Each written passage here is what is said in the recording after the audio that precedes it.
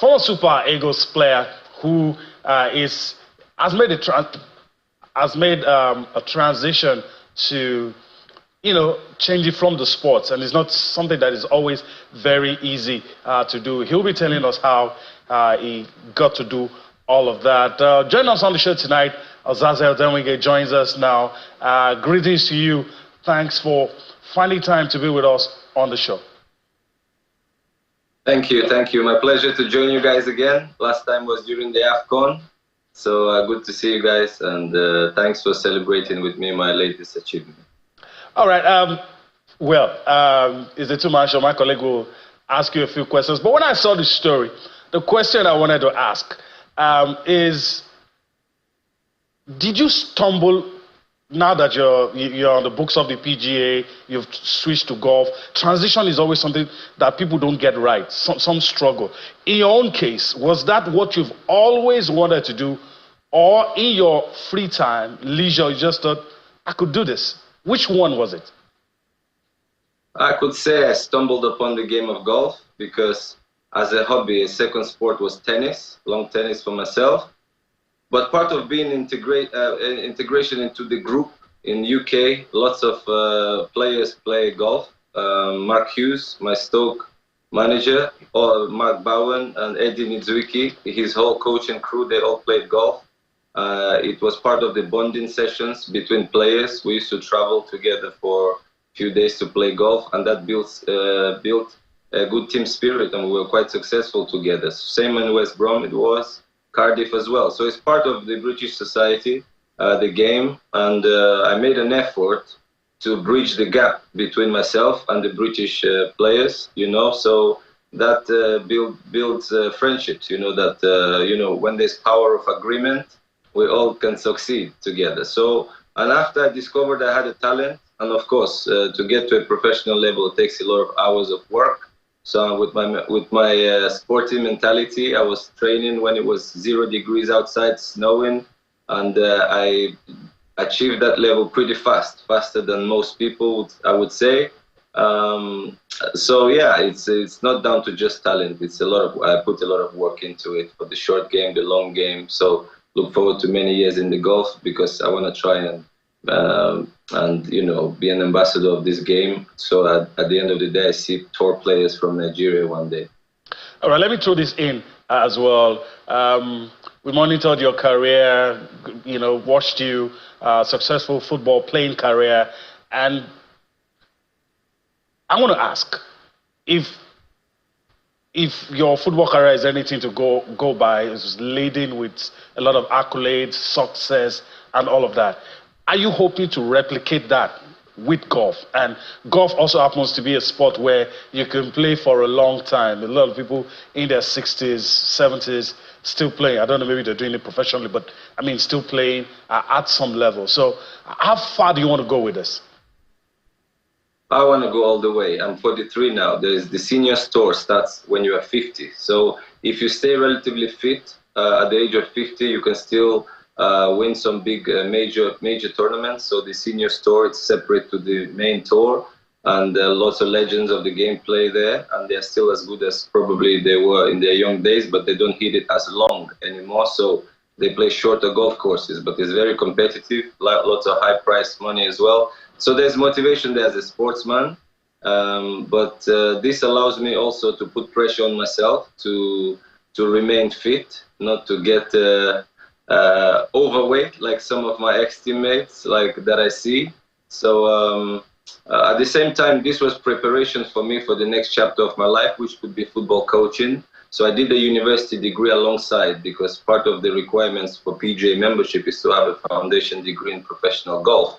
So I had to study sports science, equipment technology, business finance, and all the rest that the golf industry has to offer. So, and it wasn't just playing and coaching. So I had to do 3 years in the University of Birmingham, learning presentation skills, because a lot of golf professionals have their own YouTube channels or social media presence, so where they teach online.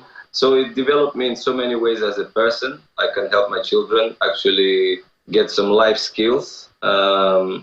And yeah, it's quite broad what I've learned so far, and I'm sure the sports science, the nutrition, all these things that I've learned there will help me in my football coaching career at some point. But I prioritized my children for now, so this allowed me to be at home, look after them while they're young, and when they will be a bit older, I can do my football coaching badges and step out and do a bit in football as well, because it's still my number one sport. I know the game. I believe I'll make a good coach when I'm ready for that. Speak few languages. Russia is a big country with a big league that, you know, there could be opportunities there. Also in UK, Belgium, and France, where I once was, I speak the language. So as I'm journeying on my life journey, I try to pick up as many skills as I can. And that could be languages, that could be any other sport. So there's a joke going around now that I might pick up darts next and become a professional dart player, so or a boxer. But I think it's important to always keep moving. You know, if you want to be a blogger, you learn a lot of words so you can be attractive to your listeners. So there are so many things players can do. But unfortunately, even in the UK, with as much as opportunities there are here, there are lots of players, once they retire, they can't find themselves doing anything else. And few people are impressed actually by me jumping into this. It's obviously not my territory. It's a new sport, totally different vocabulary to what I ever heard before. But with effort, you know, as one great coach said, Labanovsky, is when you are doing something, results usually come. So I'm someone that have a go. You know, I gave it a good shot. It was hard, you know, people quit this degree on the year 2. A lot of boys can't cope with the volume, but I'm glad my Nigerian spirit helped me persevere through the year 2 when there was a lot to do study-wise and level 2 coaching. So it's not, yeah, you can't buy this. This is, you have to really sweat for this academically and actually play good golf as well. Yeah, you mentioned, Osaze, that it's impressive. I must say it's beyond impressive. It's inspiring. And when you were talking about how challenging it was, and you mentioned that the Ninja spirit kept you going, I was like, yes. I was waiting for that to come in, you know. For record purpose, let me just let our viewers know that Osaze Odewigi made his football debut for Nigeria in the year 2002, went on to play in 2 World Cups, I think about 4 or 5 AFCONs. Osaze, how many? 4 AFCONs. 4 AFCONs, you know. Yeah, bronze medal. Yeah. That's right. I made 67 appearances for Nigeria. So that's a rich football profile right there. Osaze, at what point did you now say to yourself, I'm not done with sports. I've not done enough. I want to do some more? I would say just at the end of my career, I started playing decent golf, and it's something you can play, as Yemi mentioned, till late, probably 60s, or, you know. So it's something that can keep me healthy, keep me motivated to stay fit, stay healthy. Discipline is important, you know. So my lifestyle of a sportsman, go to bed as early as I can sometimes, which we don't do after football. And sleep can be important. But anyway, I put myself out there so that there is demand from myself, so I can ask myself questions and give a good answer.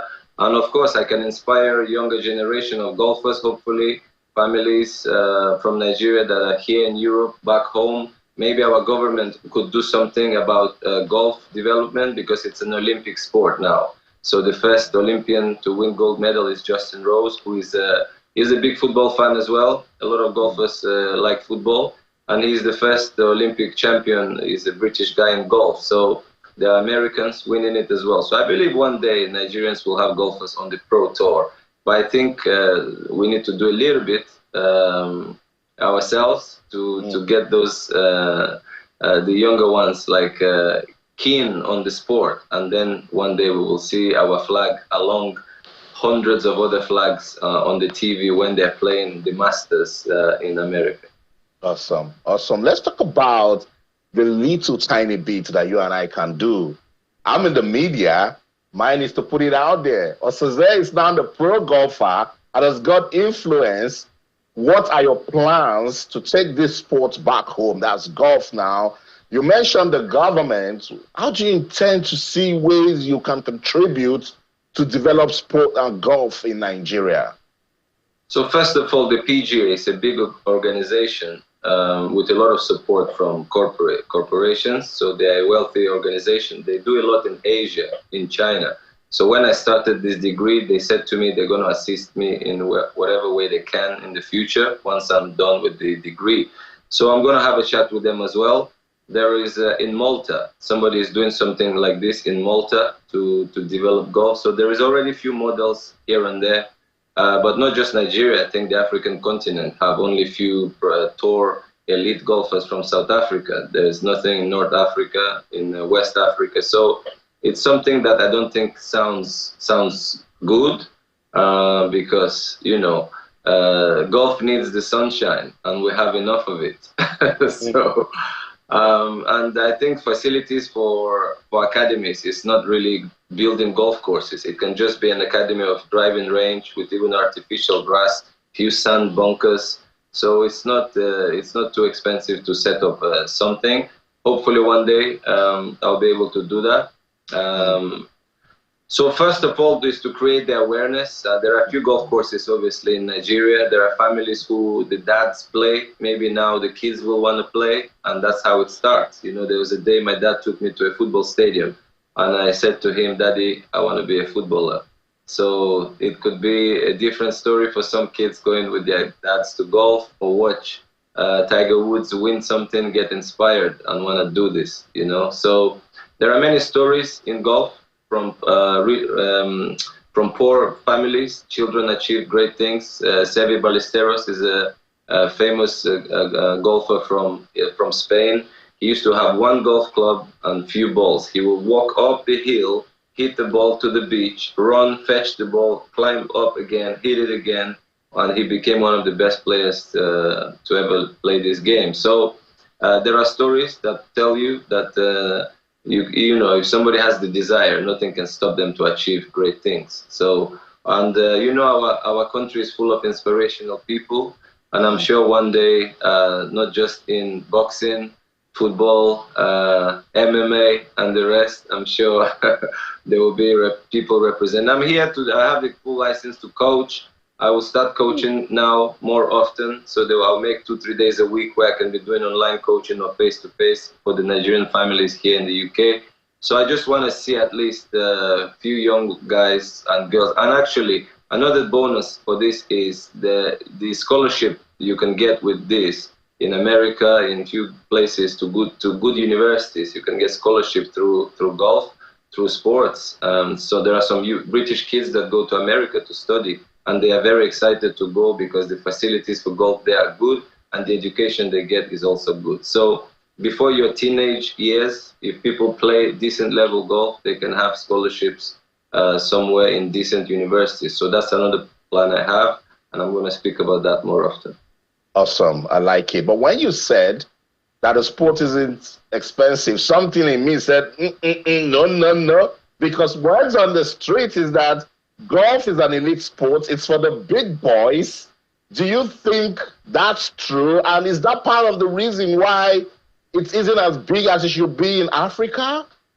Yes, of course. When I said it's not expensive, I said to set up academy, the infrastructure for an academy is something we call a driving range. So it's where you have bays and people practice hitting shots into the fields. And there's just a net around to protect people from getting hurt by the ball. So if governments or corporations are interested, this can be done. Or some businessmen, because you have all over Europe, you have driving ranges owned by just people, families. They build a driving range and people go there, spend a day with their kids hitting balls, practicing golf, and they make a living out of that. So there are ways we could do something. At some point, I'm gonna be speaking. I already spoke with few professionals that said they can donate second-hand clubs. So there will be now and then there's a website there, Golf Bidder. You can buy second-hand clubs. One of my friends, this is actually his business. He's a PGA professional. He trades golf clubs. So we can find equipment and send. Where there is a will, there is a way. So Right. it doesn't have to be in every city in Nigeria, maybe 1-2 cities. If they start somewhere, it's always gonna pick up, because in Europe as well, this game wasn't accessible to the general public, but today it's basically available for everyone.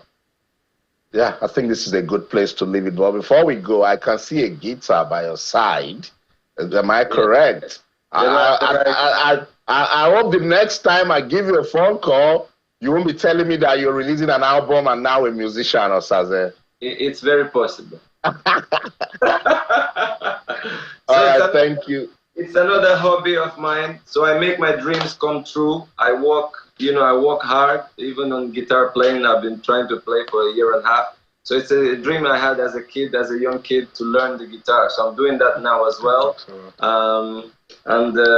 Putting the hours there as well. So on the next show, I'll be singing something for the public. Now I can't wait for the next show. When there's a way. Thank you so much, Osaze Odenwigi, for giving us this inspiring story.